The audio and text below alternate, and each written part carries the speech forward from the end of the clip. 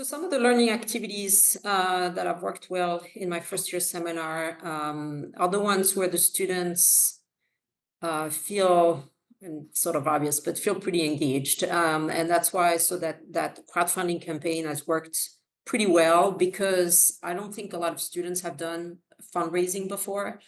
And I always start, because I've done it now 6 or 7 times.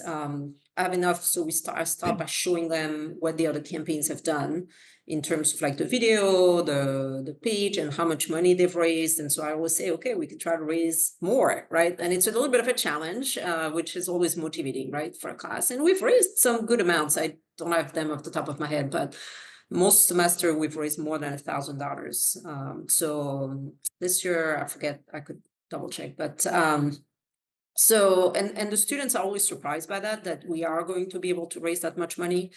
So we start by first we have to decide who we want to benefit. So whether it's the food pantry or whether it's the student emergency fund.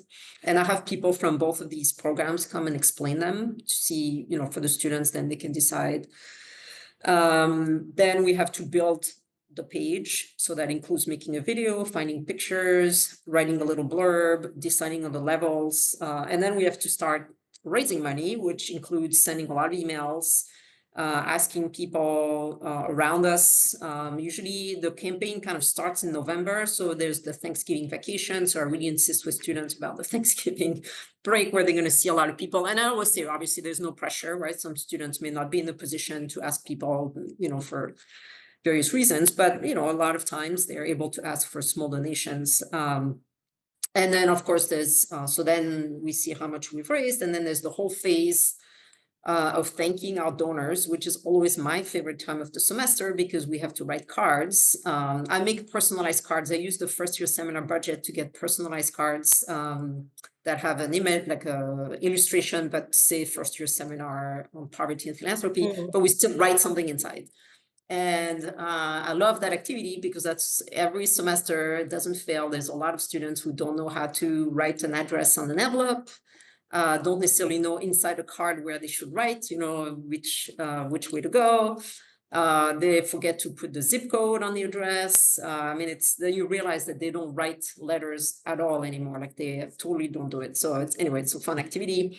And then, sometimes we do more debriefing and then there's an assignment at the end where they reflect back on the campaign. So I would say any assignment like this where that's more active, again, because the first year seminar is different and you don't want to just assign like papers. And at least in my opinion, I think it's, it has to feel different. Thank you for sharing all of that.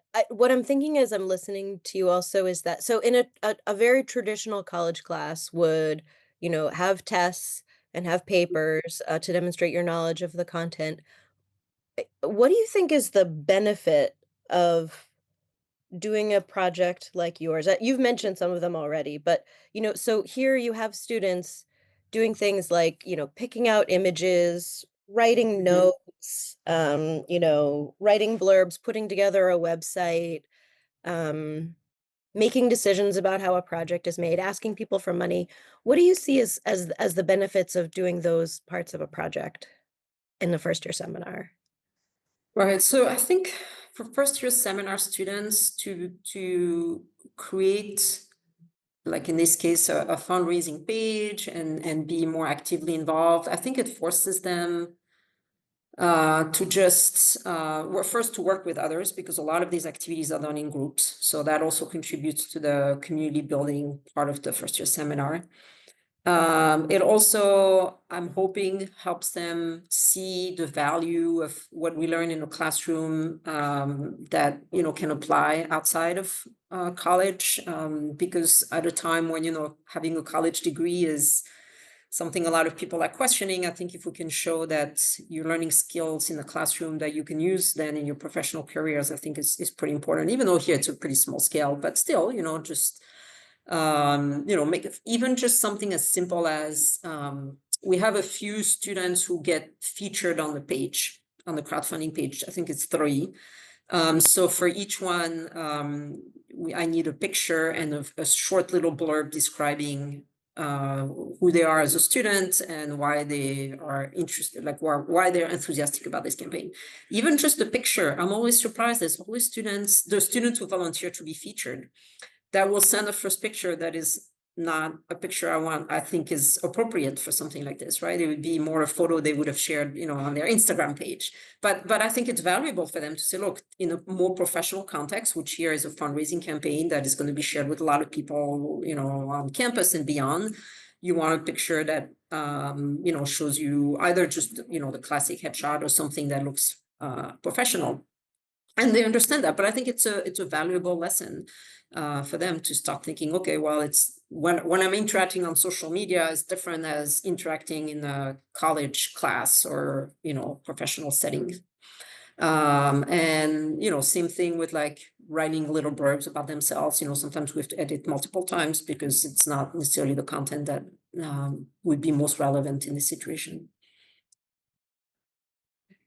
And I love the authenticity of the project, right? Because a lot of I think when I was taught coming up, a lot of the work that you do in class was kind of just for the teacher's eyes, and everything that's Mm, happening in your class yeah. is for it's not just for your class or your peers, it's like you're making it for this wider audience for it's gonna Mhm, be shared publicly and it has a purpose to it. And so it's not just kind of an exercise, you're mhm. it's Yeah, and it opens up a lot of discussion also about, which is also a big portion of the class because it is also not just on poverty, but also on philanthropy, about, how philanthropy works. Because students may not have asked for money themselves, but they've probably been asked, right? So it's a larger discussion about who can you trust, when should you give money, how do you differentiate between a cause that's valuable or an organization that's reliable, where compared to somebody who's asking for money but you don't really know, and how do you trust that? We have a whole class about this where we talk about what's called the identifiable victim effect, which is that a lot of nonprofits, when they ask for money, they don't give you a whole bunch of statistics, which is overwhelming and feels like, well, I'm not going to make any difference because there's so many people that are struggling right now. What is my $50 going to do? But instead, they include a picture of a child or a picture. If it's an animal advocacy group, it will be a picture of a cute kitten, right? Right. And by doing our campaign, we do the same, which is like, okay, well, you can't help all the students who struggle with food insecurity in the United States or in all college campuses, and not even at all at Salem State, but you can help a group of students here that, are going to benefit from the food pantry on campus. And so we also try to, think about how philanthropy works in the real world by applying these lessons in our own campaign.